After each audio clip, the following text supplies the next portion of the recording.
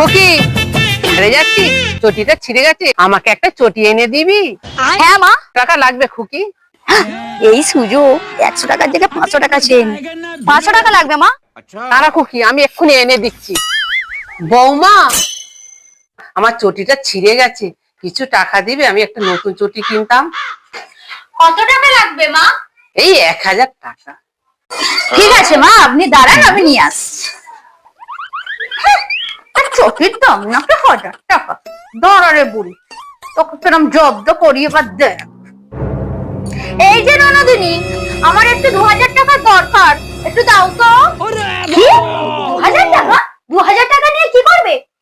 আরে বাবা দাও না, আমি তো তোমাকে দিয়েই দেবো। ঠিক বলছো তো, দিয়ে দেবে? তাহলে দাঁড়াও, দিচ্ছি।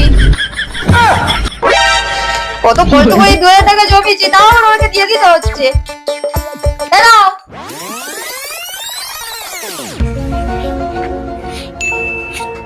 এই নিন মা, আপনার 1000 টাকা। ঠিক আছে বৌমা, ঠিক আছে।